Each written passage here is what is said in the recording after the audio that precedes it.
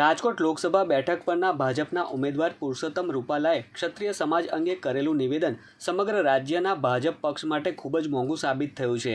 ત્યારે રાજકોટ લોકસભા બેઠકના ભાજપના ઉમેદવાર પુરુષોત્તમ રૂપાલાના વિરોધમાં અમરેલી ખાતે કરણી સેના દ્વારા કલેક્ટર કચેરી ખાતે આવેદનપત્ર આપવામાં આવ્યું હતું। રૂપાલાની કર્મભૂમિ અમરેલીમાં કરણી સેના દ્વારા તેઓની ટિકિટ રદ થાય તેવી માંગણી કરવામાં આવી છે। જો કે ક્ષત્રિય સમાજના આવેદનપત્ર બાદ કરણી સેના દ્વારા પણ રૂપાલા સામે વિરોધ નોંધાવવામાં આવ્યો છે।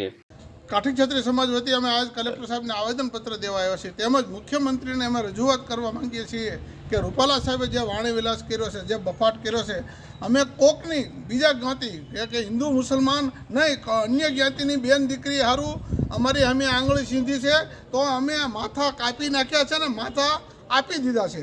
ત્યારે આજે અમારી બેન દીકરી ઉપર જ્યારે આંગળી સીંધાણી છે, અમારી બેન દીકરી વિશે જે કાંઈ બફાટ કર્યો છે, તો અમારી એક વિનંતી સાથે સરકારને કહેવાનું છે કે આ ટિકિટ રદ થાય એવી અમારી માંગણી છે। એવું અમે આજે આવેદનપત્ર માનનીય મુખ્યમંત્રી સુધી અમે ઉગાડ્યું છે। તો બીજી તરફ જો પુરુષોત્તમ રૂપાલાની ટિકિટ રદ નહીં થાય તો ભારતીય જનતા પાર્ટી વિરુદ્ધ મતદાન કરવાની પણ ક્ષત્રિય સમાજ દ્વારા ચીમકી ઉચ્ચારવામાં આવી છે। ત્યારે જૂનાગઢ જિલ્લાના માળિયાહાટીનામાં પણ હાટી ક્ષત્રિય યુવા સંગઠન અને કરણી સેનાએ પુરુષોત્તમ રૂપાલાનો જબરજસ્ત વિરોધ નોંધાવ્યો હતો, જ્યાં મામલતદાર કચેરી ખાતે હાટી ક્ષત્રિય સંગઠન અને કરણી સેનાના આગેવાનો અને કાર્યકરોએ આવેદનપત્ર આપી રૂપાલાની ટિકિટ રદ કરવા ઉગ્ર માંગ કરી હતી।